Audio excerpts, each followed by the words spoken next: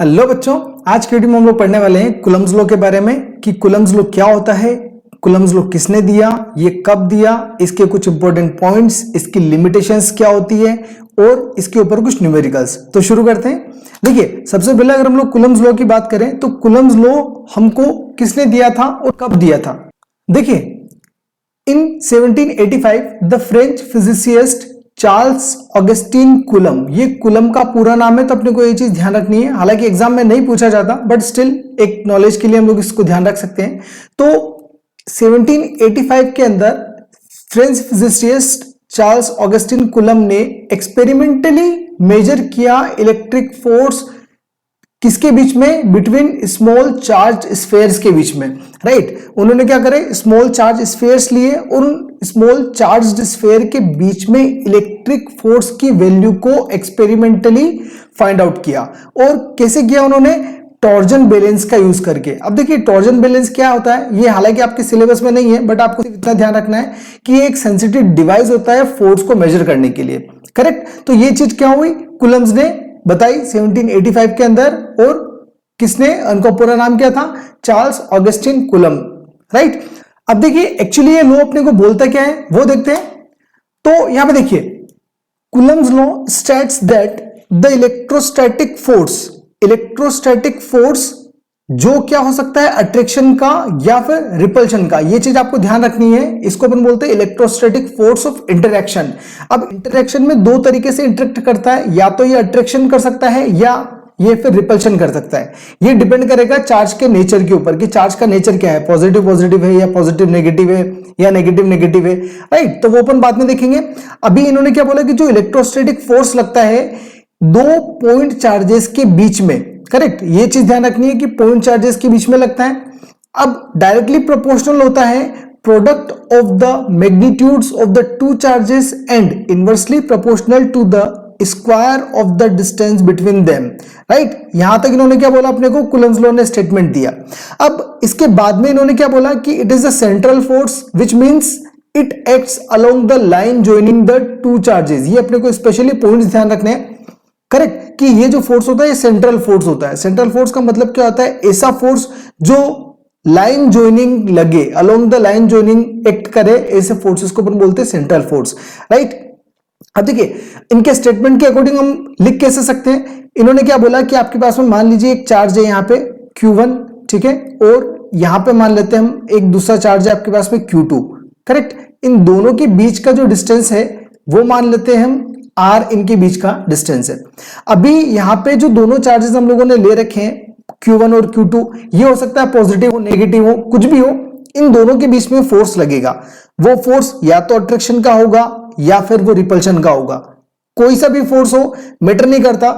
उस फोर्स का मैग्नीट्यूड यानी कि वैल्यू कैसे, कितनी होगी, वो कैसे निकालेंगे हम लोग, वो निकालेंगे। देखो, इन्होंने क्या बोला कि जो फोर्स इन दोनों के बीच में लग रहा है वो डायरेक्टली प्रोपोर्शनल है इन दोनों चार्जेस के मैग्नीट्यूड के प्रोडक्ट के, दैट मींस Q1 Q2 के, करेक्ट।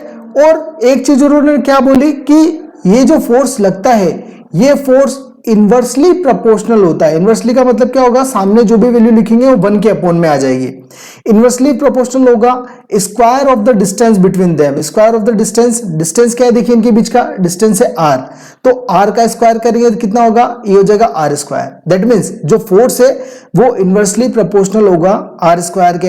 ये दो स्टेटमेंट इन्होंने बताया। अब अगर इन दोनों को आप कंबाइन करके लिखो तो यहां पे क्या हो जाएगा, देखो, F proportional to Q1 Q2 upon R square, ये हम लोग लिख सकते हैं। अब अपने को ये चीज पता है कि जब भी हम लोग प्रोपोर्शनल का साइन हटाएंगे तो यहां पे क्या आ जाएगा, एक कांस्टेंट इंट्रोड्यूस करेंगे। तो इस कांस्टेंट को हम लोग लिखेंगे यहां पे K, Q1 Q2 upon R square, correct.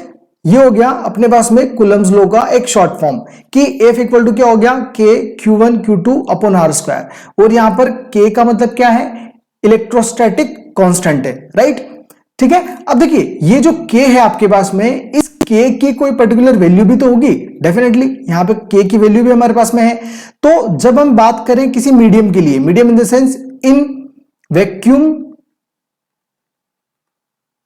या फिर एयर में जब बात करेंगे, अभी हम लोग मीडियम नहीं लेंगे, अभी हम लोग क्या करेंगे, यहां पे वैक्यूम या एयर में अगर k की वैल्यू की बात करें तो k की वैल्यू हमारे पास में एक एयर या वैक्यूम के लिए हो जाएगी 1/4 पाई एप्सिलॉन नॉट, जिसकी न्यूमेरिकल वैल्यू हम लोग लिखेंगे 9 × 10⁹ न्यूटन मीटर स्क्वायर पर कूलम स्क्वायर। ये आपको इसकी वैल्यू याद रखनी है, राइट। अब देखिए यहां पर अब कुछ चीजें जो आपको और स्पेशली पता होनी चाहिए कि यहां पे हम लोगों ने k की वैल्यू क्या लिखी 1/4 पाई एप्सिलॉन नॉट। ये जो सिंबल होता है एप्सिलॉन नॉट, करेक्ट, इसका मतलब होता है हमारे पास में परमिटिविटी ऑफ एयर या फिर फ्री स्पेस। ठीक है, ये चीज आपको ध्यान रखनी है कि जो एप्सिलॉन नॉट होता है इसका मतलब क्या होता है परमिटिविटी ऑफ एयर या फ्री स्पेस। इसको भी हम लोग समझते हैं होता क्या है, पहले इसकी वैल्यू भी आप देख लीजिए। देखिए इसकी जो वैल्यू होती है वो होगी 8.85 × 10⁻⁻12 कूलम स्क्वायर पर न्यूटन मीटर स्क्वायर, ये इसकी वैल्यू होगी, राइट। तो ये वैल्यूज आपको ध्यान रखनी है क्योंकि बहुत इंपॉर्टेंट वैल्यूज है। अब देखिए यहां पे आपको करना क्या होगा कि फाइनली हमारे पास में F क्या आया, F = K Q1 Q2/R²। ये हमको क्या मिल गया, एक फॉर्मूला मिल गया। अब यहां पे जो K है, इस K को हम लोगों ने क्या बोला कि 1/4 पाई एप्सिलॉन नॉट होता है, करेक्ट। अब जब हम लोग न्यूमेरिकल सॉल्व करेंगे तो वैल्यू कितनी लिखेंगे 9 × 10⁹ न्यूटन मीटर स्क्वायर पर कूलम स्क्वायर। यहां पर जो एप्सिलॉन नॉट होता है, एप्सिलॉन नॉट का मतलब हम लोगों ने क्या देखा कि परमिटिविटी होता है किसका, एयर का या फिर फ्री स्पेस का। अब इसकी वैल्यू कितनी होगी, वो होगी 8.85 × 10⁻⁻12 कूलम स्क्वायर पर न्यूटन मीटर स्क्वायर, करेक्ट। अब देखिए ये जो परमिटिविटी है ना, परमिटिविटी का मतलब क्या होता है इसको अपन समझते हैं।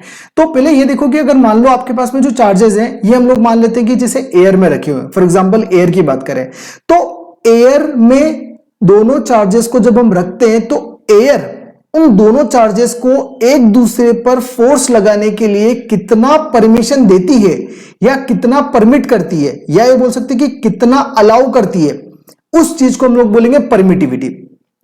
अगर मान के चलो कि हम इन्हीं चार्जेस को किसी दूसरे मीडियम में ले जाकर रखें, मान लो एयर की बजाय किसी दूसरे मीडियम में आपने रख दिया, तो वहां पे क्या होगा, जो वो पर्टिकुलर मीडियम है वो क्या करेगा, उन दोनों चार्जेस के ऊपर फोर्स लगाने के लिए कुछ अलग परमिशन देगा। तो वो हो सकता है कि वो फोर्स ज्यादा हो कम हो, वो डिपेंड करेगा उस मीडियम के ऊपर, करेक्ट। तो यहां पे इसीलिए क्या लिया जाता है ई नॉट, या फिर इसको अपन एप्सिलॉन नॉट बोल सकते हैं, जो कि होता है परमिटिविटी ऑफ एयर या फ्री स्पेस। तो देखिए इसके अकॉर्डिंग हम लोग फॉर्मूला कैसे बना सकते हैं, हमारे पास में k की वैल्यू अगर हम लोग लिखें 1/4 पाई एप्सिलॉन नॉट, ठीक है, तो हमारे पास में जो F है यानी कि जो फोर्स आ जाएगा वो कितना आ जाएगा 1/4 pi epsilon not into Q1 Q2/R², right.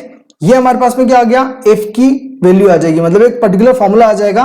कब, जब हमारे पास में जो K होगा वो SI यूनिट के अंदर होगा, ठीक, पहली चीज। और दूसरी चीज जो मीडियम होगा हमारे पास में वो क्या होगा, एयर या फ्री स्पेस होगा, ठीक है।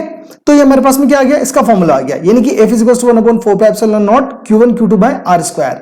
अब यहां पे अगर आप जब न्यूमेरिकल सॉल्व करोगे तो न्यूमेरिकल में आपको इसकी जो वैल्यू है 1/4 पाई एप्सिलॉन नॉट की वैल्यू ये कितनी पुट करनी है, 9 × 10⁹ न्यूटन मीटर स्क्वायर पर कूलम स्क्वायर, राइट। ये अपने को ध्यान रखना है। अब देखो अगर इसकी अपन लिमिटेशंस की बात करें तो हमारे पास में कूलम लॉ की लिमिटेशन क्या होगी। तो पहली जो लिमिटेशन होती है वो ये होती है कि कूलम्स लॉ वैलिड नहीं होता लेस देन 10⁻⁻15 मीटर के लिए।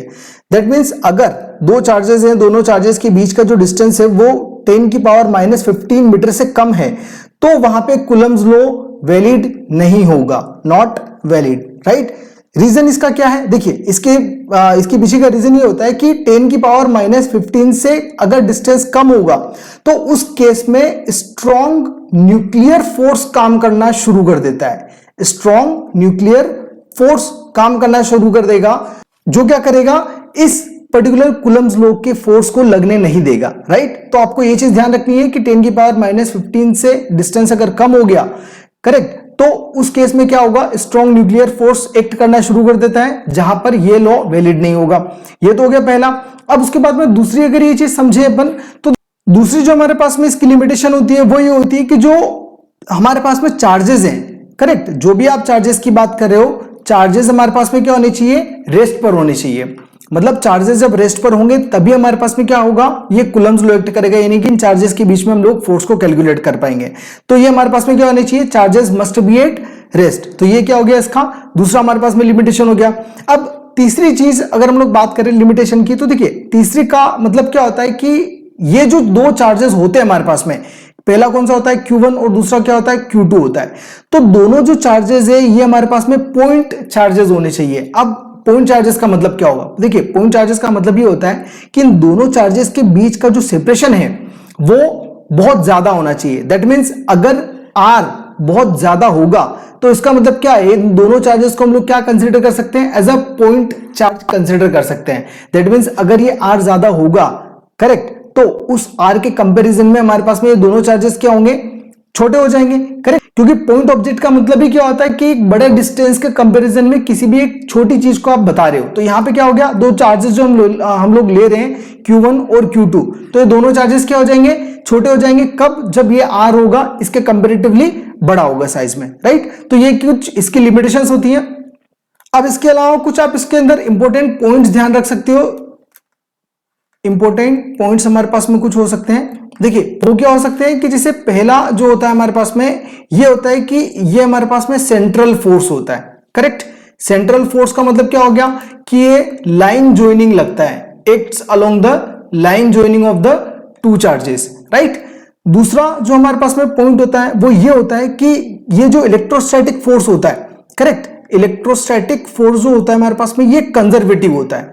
ये बात आप ध्यान रखिएगा कि ये हमारे पास में कंजर्वेटिव फोर्स होता है। थर्ड पॉइंट जो हम इंपॉर्टेंट पॉइंट्स में बता सकते हैं वो ये बता सकते हैं कि ये न्यूटन के थर्ड लॉ को फॉलो करता है, न्यूटन्स थर्ड लॉ को ओबे करता है, करेक्ट। ओबे का मतलब क्या होगा, न्यूटन थर्ड लॉ क्या कहता है हमको, एक्शन रिएक्शन, कि जितना एक्शन होगा उतना का उतना रिएक्शन होगा, करेक्ट। यानी कि जितना इधर से फोर्स लगेगा उतना का उतना फोर्स क्या होगा, सामने से लगेगा। दैट मींस अगर एक मान लो चार्ज आपके पास में Q1 है, दूसरा चार्ज आपके पास में मान लो Q2 है, तो Q1 चार्ज Q2 के ऊपर जितना फोर्स लगाएगा उतना का उतना फोर्स Q2 चार्ज Q1 के ऊपर लगाएगा, करेक्ट, और अपोजिट डायरेक्शन में लगाएगा। तो इसका मतलब क्या होता है ये कि न्यूटन्स थर्ड लॉ को ये फॉलो करता है। तो ये कुछ इसके इंपॉर्टेंट पॉइंट्स हैं। अब अगर मान लो हमारे पास में फोर्स कैलकुलेट करना है तो हम लोग कैसे करेंगे, एक नॉर्मल क्वेश्चन देख लेते हैं, उसके बाद में बाकी के जो क्वेश्चंस होंगे हम लोग आने वाले वीडियोस में कवर करेंगे। तो नॉर्मली जैसे मान लीजिए आपके पास में मान लो कोई वैल्यू दे रखी है Q1, यानी कि पहला आपके पास में चार्ज दे रखा है Q1 इक्वल टू मान लेते हैं 3.2 इंटू 10⁻⁻19 कूलम। ये मान लेते हैं Q1 की वैल्यू दे रखी है, और Q2 की वैल्यू भी मान लेते हैं यही दे रखी है कि 3.2 इंटू 10⁻⁻19 कूलम। और इनके बीच का जो डिस्टेंस है R वो अपने को दे रखा है 3.2 इंटू 10⁻⁻15 मीटर। ये इन दोनों के बीच का अपने को डिस्टेंस दे रखा है, करेक्ट। तो इनके बीच में कूलम्स फोर्स कितना होगा ये अपने को फाइंड आउट करना है। ये बहुत नॉर्मल क्वेश्चन है, इसमें कोई बड़ी बात नहीं है, सिर्फ अपने को अप्लाई कैसे करना है वो चीज जानने के लिए हम लोग ये क्वेश्चन कर रहे हैं। तो देखिए यहाँ पे F इक्वल टू हमारे पास में फॉर्मूला क्या होता है, 1/4πε0 Q1 Q2 upon R square, ये हमारे पास में फॉर्मूला होता है, राइट। अब यहाँ पे अगर हम लोग F निकालना चाहें तो देखिए 1/4πε0 की जगह अभी मैंने आपको बोला था कि जब हम लोग न्यूमेरिकल सॉल्व करेंगे तो क्या करेंगे, 9 इंटू 10⁹ इसकी वैल्यू पुट कर देंगे, इंटू Q1 की वैल्यू और Q2 की वैल्यू अगर आप क्वेश्चन में देखोगे तो देखो दोनों वैल्यू सेम है, करेक्ट।